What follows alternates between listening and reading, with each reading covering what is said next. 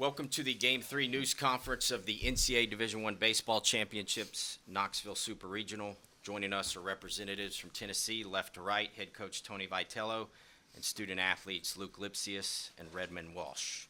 Coach will make an opening statement, and then we will go into questions. For all three, please raise your hand, and we will call on you.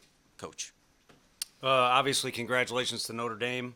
I'd say they have a lot to do with what I'm at fault for as far as decision making, and the job of a coach is once the game starts, put your guys in a good position to succeed.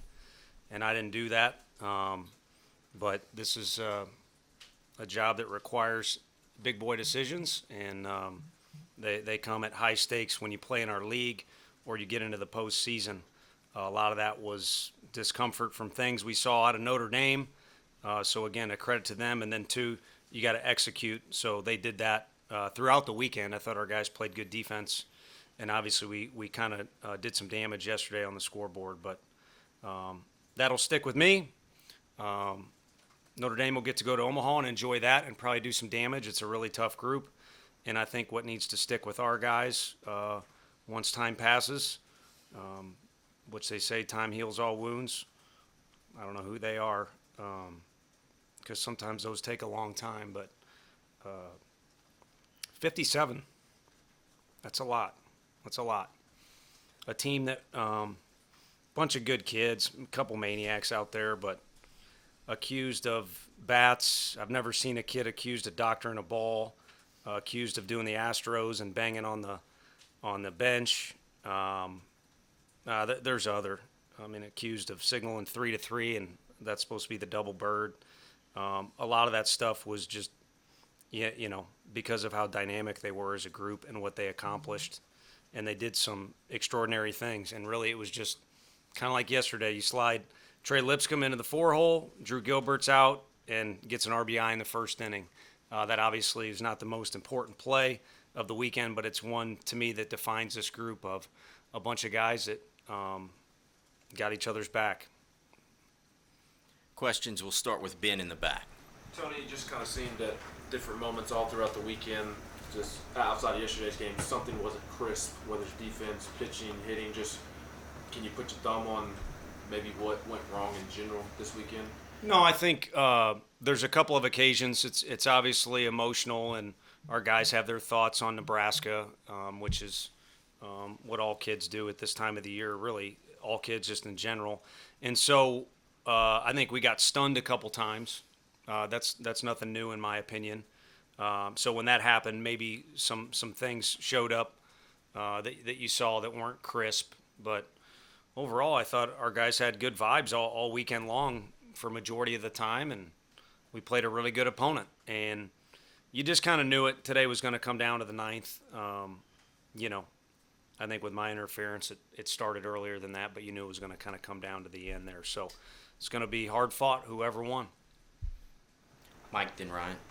For the players, what was Coach's post-game message to you guys? And then I know it's immediately after, but what do you think of kind of off the jump as the legacy and the things that will be remembered about this team? Yeah, he just told us that what we did this season was absolutely amazing, and we should never forget or feel bad about how far we've come. And he said that we put him in a really good position to keep this dynasty going. And you can see that there's so much emotion within that group of guys because everyone loves everyone. Everyone's such a good guy, and then you got him, and he's the most passionate one of the bunch, and you just want to go to war with him and every single one around you. But it's just a fantastic team and absolutely unforgettable one. Yeah, just off of that, just he always has our back, and it's been like that from day one. And me and Luke were, I think, the last two kids to commit in our class, and probably shouldn't have even played here. And that guy over there, for some reason, gave us a shot, and we've just been able to play and be in big opportunities and kind of turn the program around. And just from that, I can't thank him enough, the coaching staff enough, my teammates. You could see the years go on, and teams get closer and closer the better you are. And this year, man, it's going to be the hardest one to leave. Those guys are unbelievable. Everybody on that team, pitching-wise, more talented than me, so it's going to be fun to watch them pitch for many years after. But it's just unbelievable season. It's a tough one to end, but it's it's one of those things. Just exciting to see where those people go next year and just what's next for them. Tony, what went into the decision to leave Burns in there to try to get out of 7th? Just the fact he had gotten their best hitter out. I mean, Jack's a special kid. I mean, you can see that. He's pretty damn annoying if you're on the other side, but he's that for a reason. And he gets him out, so now we're 1 out away. And, I've played at a couple other fields, too, where it's got that quirky. I mean, Lamanna certainly squared it up, but you kind of got that quirky angle down in the right field corner where it goes if it goes. And, see the foul home run against Brannigan, maybe you'd make the pitching change in the middle of that bat would have been wise.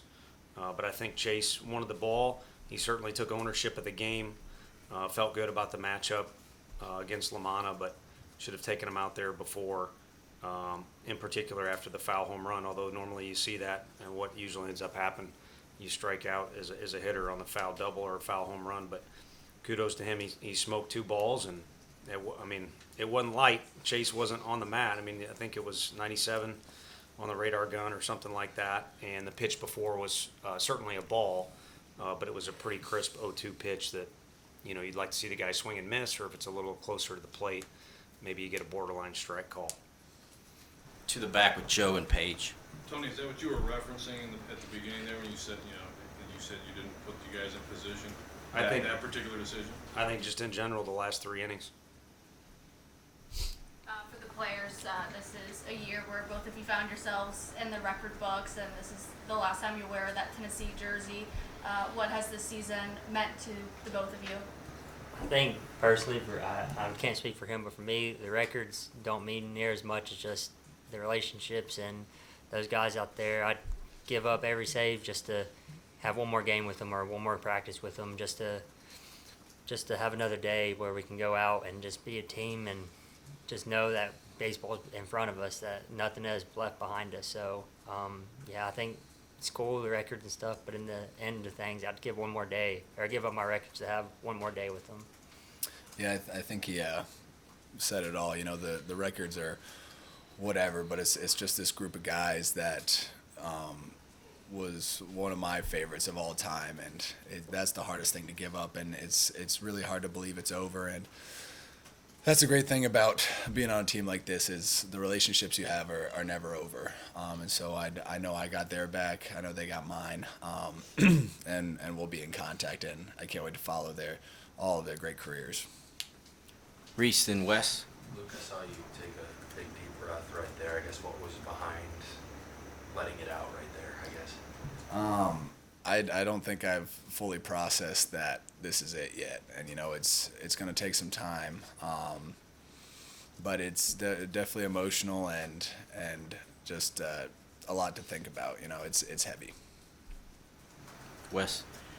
Tony, there were so many times this season where even when things didn't go right, the team kind of fought back and responded. With everything on the line today, those final couple innings, did you think the guys got affected at all, or was it just things didn't go right? It's in the back of your mind, otherwise you're not human, and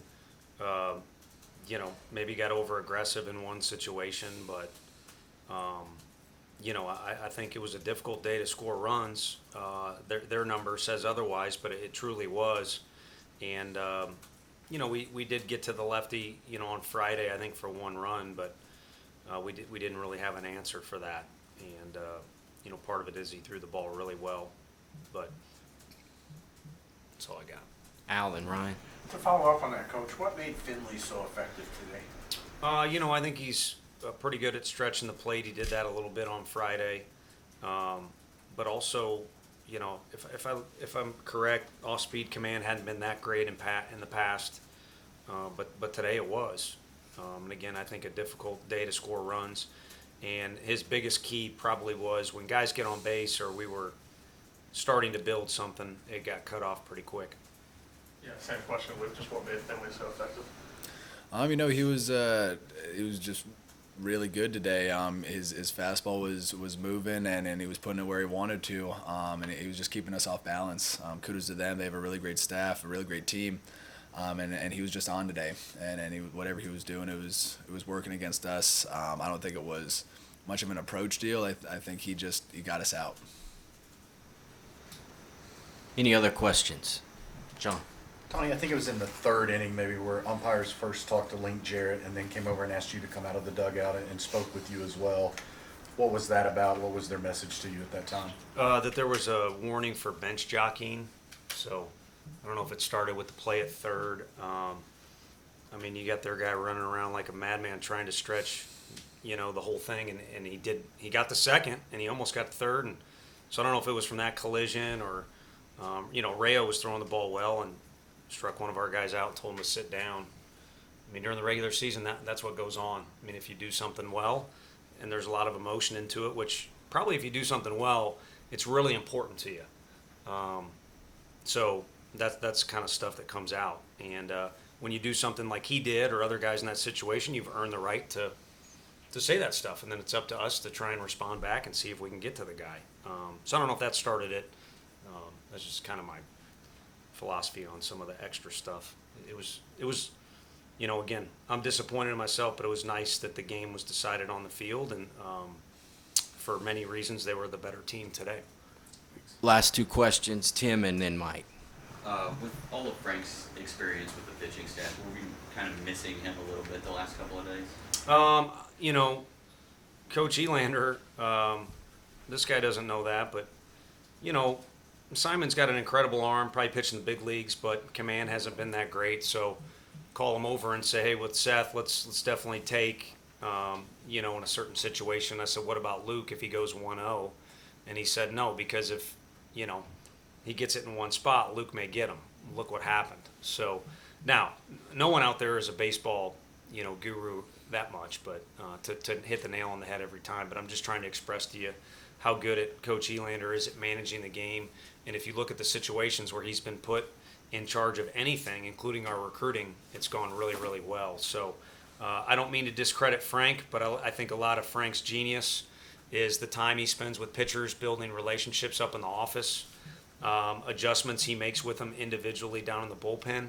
And then, on game day, it's just his competitiveness, certainly a lot of experience and knowledge.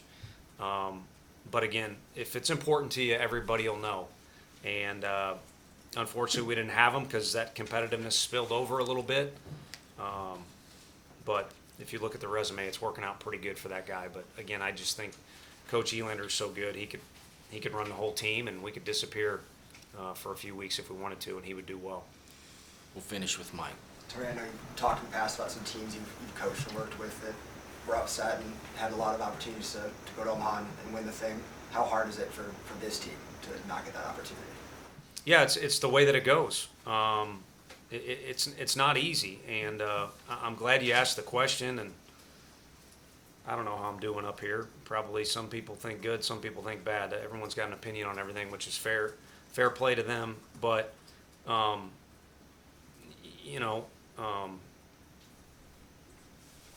it's hard. It's not. I'm searching for the right way to send it to not offend anybody. But I've had people that have played baseball. Can't wait to see in Omaha, made reservations in Omaha, this, that. This is not easy. Ask Notre Dame. They came up short last year. This year they did not. I'm sure it drove them like crazy. Maybe that gave them a little edge in Friday's game.